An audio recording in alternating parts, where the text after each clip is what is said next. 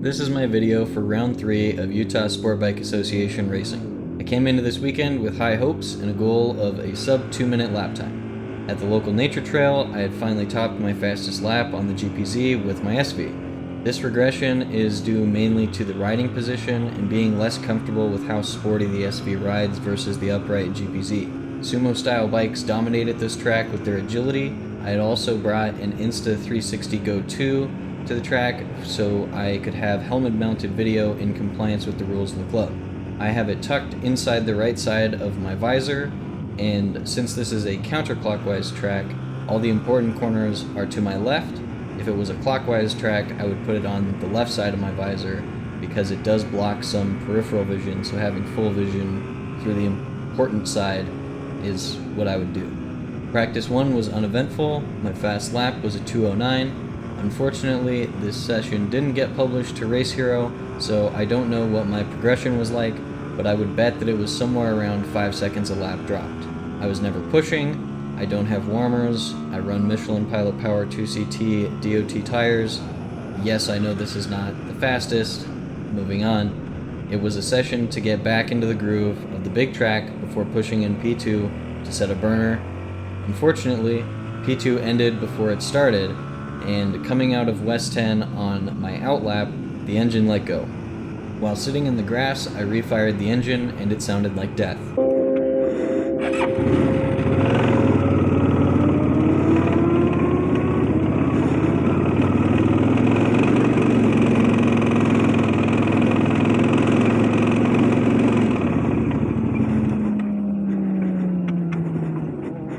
There was a loud knock sound every rotation, and I think that something in there is broken big time. After moving to a safer spot, I quickly killed the engine again. I'm pretty sure that I didn't end the session because I was standing out there for a while. The biggest mistake the whole time was not getting my hand or leg out faster to warn following riders. It was a solid 3 to 5 seconds of knowing and noticing that something was wrong before I got a limb out to notify those behind me. Rookie mistake. I did some minor investigation at the track, just looking over the engine, looking for any kind of cracks on the outside of the case. I didn't see any. I drained the oil. I saw no sparkles or chunks. Filled it back up with some fresh T6. Took it for a lap around the pits, and initially it sounded fine, but would go sour every time it was under load, doing small pulls. I decided this wasn't the place, around 550 miles from home, to really dig into the problem. For that reason, I pretty much packed it up and helped in the pits for Cole of Working Class Customs and hung around with Anthony and Wyatt of Privateer Industries. After the day, we went bowling. It was a good time to chill and relax. Everyone agreed, however, that this should be a Sunday activity, not a Saturday one, because it was extra time and energy sapped from the Sunday races. On Sunday, I was a grid marshal all day, and during the races, when any of those 3 riders were in the race, I was on the pit wall giving gaps. I ended the day by taking down the air fence and packing up the rest of my pit area. The second best part of the weekend was driving home and getting breakfast at our kitchen cafe in North Salt Lake.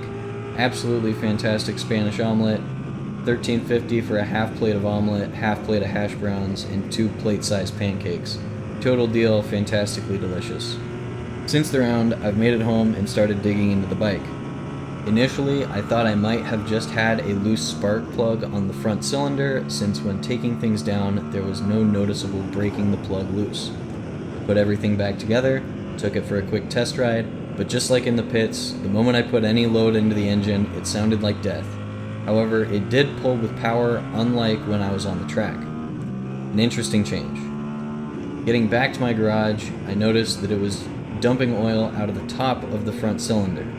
This, however, was an unrelated problem. When reinstalling the front valve cover, I did not notice that the gasket had failed and just didn't make a good seal. So that's not the actual problem with the motor, it's a new one. I have one on order, and hopefully that'll fix that particular problem, but that's not the problem of the knock.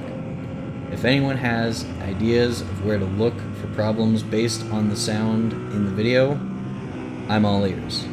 It's a Gen 1 SV650, standard US model, at least 24,000 miles on the clock. The previous owner did not do a speedo fix when they installed the Gixxer forks, so there's an unknown number of miles put on it with the Gixxer forks. and without a speedometer recording miles. And to my knowledge, there are no engine modifications. I'm going to continue digging into the engine, looking for an obvious problem, something like a broken or cracked connecting rod, broken or cracked wrist pins, burned piston, anything of that nature. Hopefully, something is clearly broken, like those things, and I can fix it before the next round that I plan to attend mid-September. The rest of this video is going to just be whining about my bad luck, so feel free to leave. I know and respect how fortunate I am to be in a position to even try going racing. That does not change, however, that my personal endeavor into racing has been a pretty solid disaster so far. I've got hundreds of hours and thousands of dollars spent getting this bike back to being roadworthy and track prepped, 35,000 miles of driving just to and from the track in Utah, and I have run a single race all the way to completion over that whole period, over 3 weekends. That's a very terrible ratio. In the first weekend, I crashed practice 1, ruining the day. I came back the next day with a repaired bike. I ran 2 practice sessions and 1 race, which I got lapped in, and then the day was snowed out. The second weekend, I actually ran the whole weekend, and it was by far the best weekend so far, though Saturday was wet, and I got lapped again in the only race that I cared about.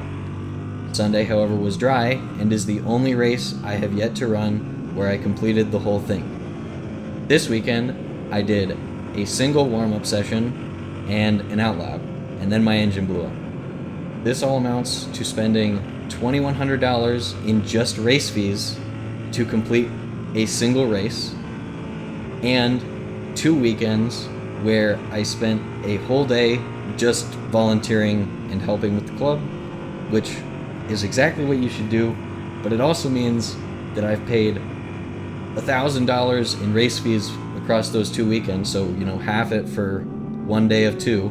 I have paid $500 for the privilege of volunteering for 10 hours, either in the wet or in 100-degree heat. Absolutely infuriating. I hope to continue racing, but it can't be like this. Thank you for watching. Enjoy.